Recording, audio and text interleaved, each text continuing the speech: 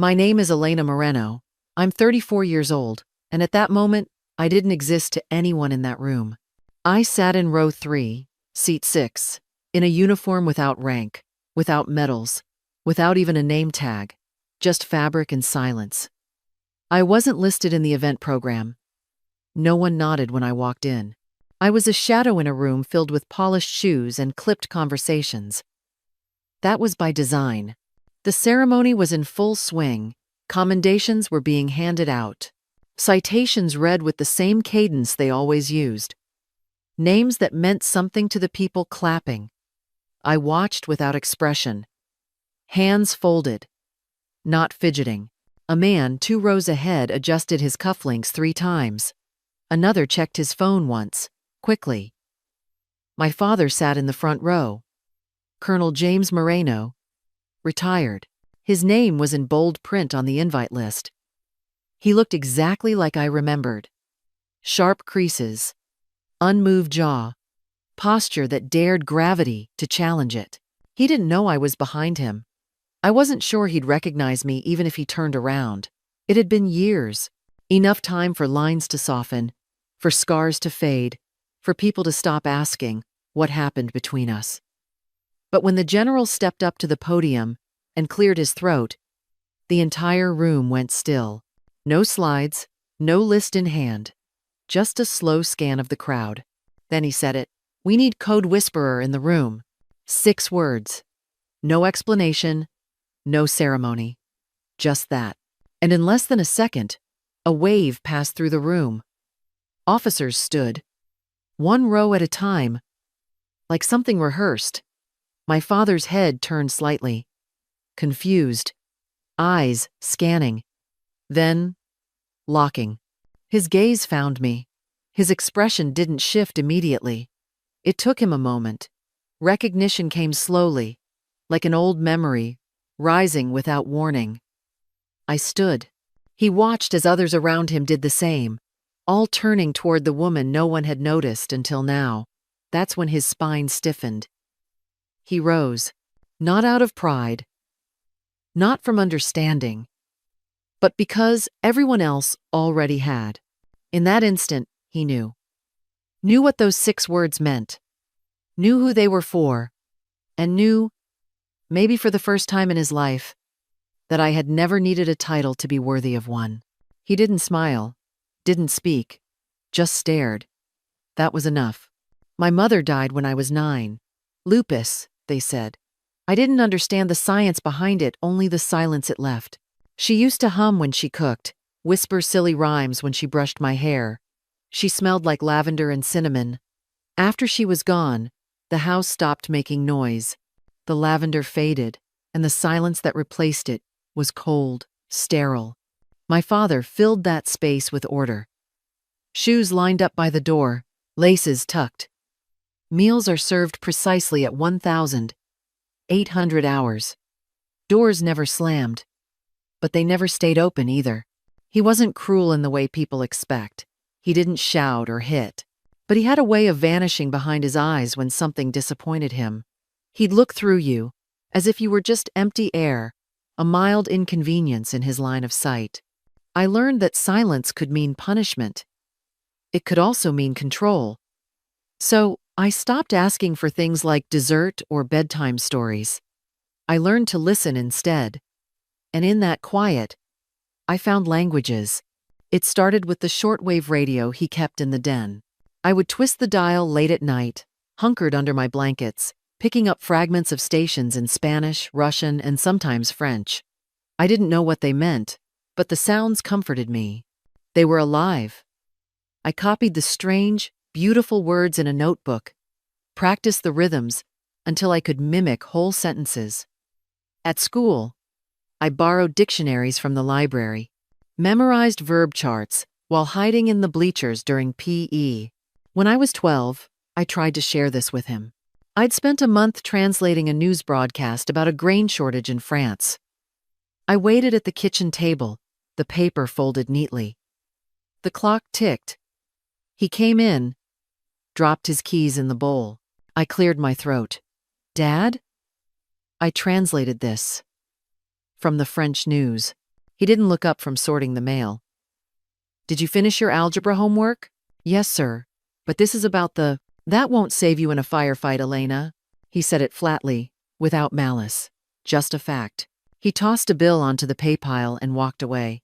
I sat there, the heat rising in my face, my translation feeling stupid and small in my hands. That night, I ripped the page out of my notebook.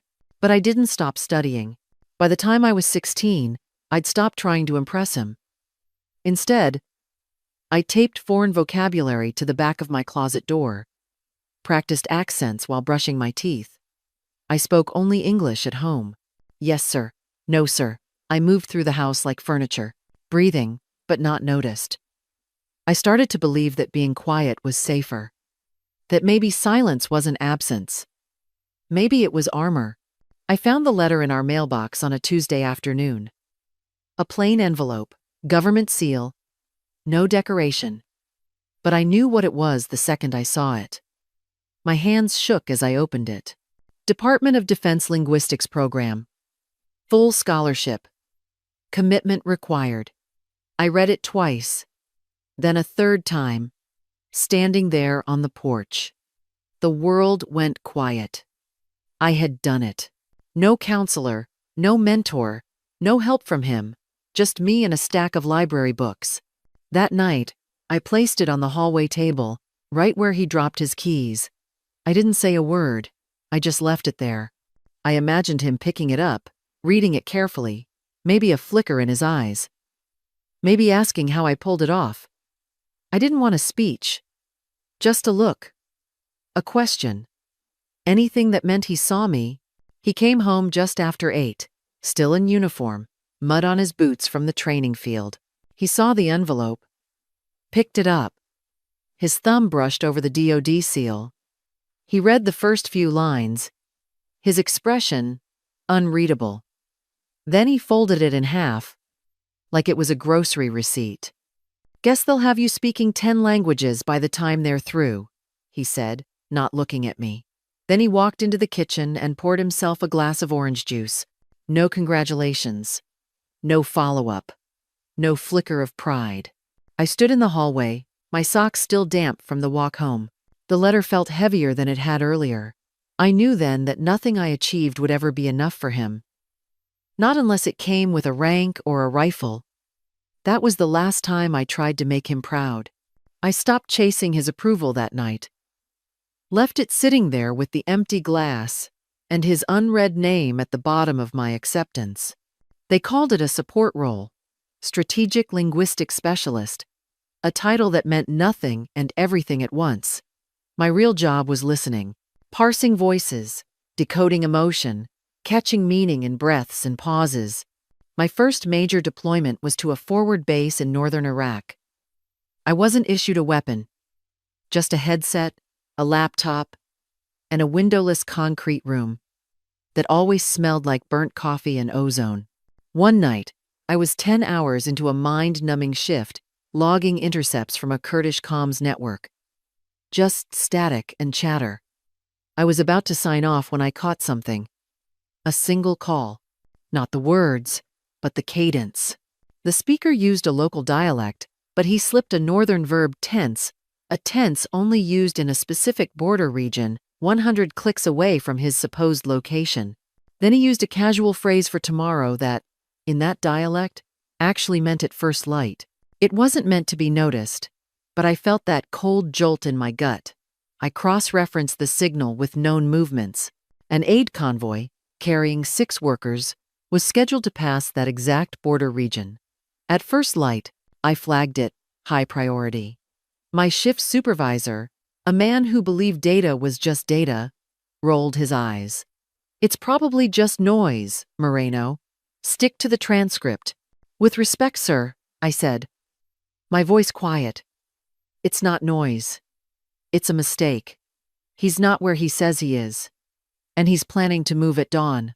He waved me off, noted. Don't waste resources chasing ghosts. I sat there for a minute, my heart pounding. I could log it and let it go. Or I could break protocol. I opened a secondary encrypted channel, one linked directly to field logistics. I typed one line. Alert. Convoy 7. Threat at checkpoint. 4. Divert now. Source. Code Whisperer. I had never used that name before. It just came out. I signed off my shift and went back to my cot, but I didn't sleep. I just stared at the ceiling, wondering if I had just saved 6 lives or ended my career. 2 days later, the lead officer of the extraction team found me in the mess hall. He didn't say a word. Just walked up, placed a small hand-drawn patch on my table, a circle with a sound wave and a ghost, and walked away. The report just said a timely intelligence intercept. But the team knew. 6 aid workers were alive. I was never introduced, just another analyst in the shadows. We rotated every 2 weeks. I was in and out of black sites, mobile units, UN field posts, embassy backrooms. No one used my real name. Most didn't even know my face. They just called me Code Whisperer. I learned to carry everything in silence. There was a night in Tunisia when a 3-day surveillance op nearly turned sideways. I flagged a scrambled phrase buried in merchant chatter that suggested a diversion. The team rerouted just in time to avoid an ambush. They never knew where the alert came from. Over time, I realized that anonymity had become its own kind of shield. It protected me from politics, from favoritism, from the need to prove anything. I didn't have to explain myself. I didn't have to fight for credit. I just had to get it right. That was the deal. Quiet in, quiet out. We were 3 days into a coordination mission in Syria. This time, I wasn't in a bunker. I was in the field, assigned to a small recon unit. The assignment was standard: monitor local comms, liaise with assets. The only one on the team who treated me like a person was Keller. He was a comms tech, barely 22, with a quick smile, who always seemed to have an extra protein bar. He'd find me at the comms tent and bring me coffee, black, no sugar. "Gotta keep the brain working, right, ma'am?" he'd say. He called me ma'am, but smiled like a friend. He was the first person in a long time who didn't look through me. We were monitoring supply drops when the whispers started an asset tied to a dormant weapons ring. We were close, too close. Then it came through the encrypted channel. A voice. Low and calm. Not local. And then it said my name. Not my code name. My legal name. Every syllable landed hard. Elena Moreno. It stopped me mid-breath. I hadn't heard those 2 words spoken out loud in over a year. Not on record. That name wasn't supposed to exist in this space. Keller, who was sitting beside me, froze. His hand was halfway to his rifle. Did they just? I couldn't answer. 30 minutes later, the checkpoint we were moving toward went dark. Our fallback location had been cleared. Intermediaries vanished, and then a single shot, a high-velocity crack, clipped Keller's shoulder as we moved between ruined buildings. He grunted and fell against me. I pressed a scarf against the wound while his blood, hot and fast, soaked the fabric. "It's my name," I whispered, the guilt choking me. They knew my name. We were airlifted under blackout conditions before dawn. No gear. No closure. At base, I wasn't questioned in the usual way. I was handed a sealed folder and escorted to a containment room. Inside were printouts, logs, and signal traces. One marked line glowed red. My name, pulled from a compromised Langley terminal. The encryption lattice matched something familiar. Too familiar. They pulled me from field duty. Assigned me to a low-access post in Germany. No missions. No briefings. Just raw data. Stripped of tone. Stripped of breath. Still, I couldn't let it go. Keller was in surgery for 6 hours. The breach was personal. Something in the breach signature felt off. Too structured to be noise. Too familiar to ignore. I'd seen this pattern before. Years back. Buried in the metadata of a cold case project called Horizon Echo, a framework designed to simplify field encryption. It had been decommissioned, but its bones still echoed in the breach. I pulled old clearance records, cross-referenced vendor tags, and trace terminal IDs. It was unofficial work, done late at night from a laptop that no one monitored. I knew what I was looking for. Not a name, a fingerprint. And I found it. Buried deep in an implementation log from 12 years prior. The signature matched a protocol authorized under a consulting contract.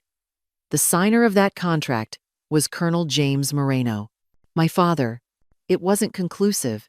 He could have signed it without knowing. He might have trusted someone else's draft. But I remembered his words once, when I forged his signature on a gym note. A man's name is his oath. You don't fake that and walk upright. Now his name was on the breach that nearly got Keller killed. I sat with it for hours. I didn't cry, didn't shake. I just kept reading that name. The silence I'd grown up in had never been neutral. It had always been a choice. And maybe now, it had come back in the form of a signature. I didn't report him by name. I didn't want headlines. I wanted truth. And I wanted it clean. So, I built a file. 8 pages. No accusations. Just data. Timestamp trails. Vendor logs. Encryption keys that lined up too perfectly to ignore. I sent it through a secure, anonymous compliance channel. No return address. No signature. Just a buried identity from a past mission. The data would speak louder than I ever could. 2 weeks later, I received a plain envelope. No details, just a time and a location. A strategic encryption review.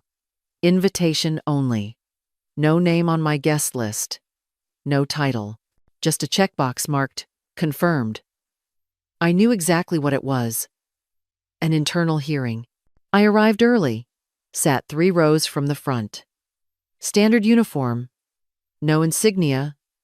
No hint of rank. Just presence. My father sat in the front row, looking exactly like he always had. Polished, proud, sure of the world. He hadn't seen me yet. The ceremony, the review moved quickly. Names were read, data points confirmed. Then General Andrews stepped to the mic. He didn't read from a script. "This next part of the review is not ceremonial," he said. "It is corrective." The anonymous file that triggered this inquiry came from an operative who was not only compromised by this breach, but who also identified it. The room shifted. My father leaned forward, sensing it. There is someone in this room who was overlooked. Then he said it. We need code whisperer in the room. No other words, no explanation. The room was silent for a beat. My father looked around, confused. Then, an officer in the front row, the one I'd sent the warning to in Jordan, slowly stood and turned. Then another, a man from the Iraq hostage rescue. Then a third, and a fourth. A wave of recognition, not commanded, but earned. Only then did my father turn, and his eyes met mine. It took him a second. Recognition bloomed. Too late to be proud. Too stunned to deny. He stood. Not because he chose to, but because everyone else already had. I stepped into the aisle, past him without a word. The room stayed silent. That silence held more than applause ever could. It held weight, and for the first time, it wasn't mine to carry alone. 3 days after the hearing, my secure inbox lit up just after 2 a.m. No subject, no sender, just a file labeled, "If I sign." I stared at it for a long time before opening it. Inside was only one line. "If I sign a confession, will you go public?" Nothing else. No greeting. No signature. Just that. I didn't cry. Didn't speak. I sat with it in the dark. The glow of the screen, the only light in the room. I knew what he was really asking. Not about guilt. About control. Would I use this moment to ruin him, or would I stay silent, like always? At dawn, I opened the reply window, typed one line. No. But I'm not the scared girl in the hallway anymore. Then I closed the laptop and watched the sky shift from black to gray. I didn't expect an answer, and I didn't need one.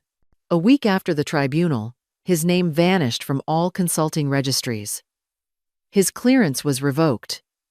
No medals. No formal statement. Just a quiet resignation. In the official transcript, one line was underlined: I owe her everything. He never said my name. 7 days later, a small wooden box arrived at my door. No label, no return address. Inside was his old military pin, the one he never took off, the one I once reached for as a child, only to be told, "This is for soldiers." There was no note, no apology. But for the first time, the silence didn't feel sharp. It didn't feel like an absence. It felt like recognition. Like he had finally seen me, not as the girl who broke from formation, but as the one who stood in the storm and didn't flinch. I placed the box on the shelf beside my field logs. I didn't touch the pin.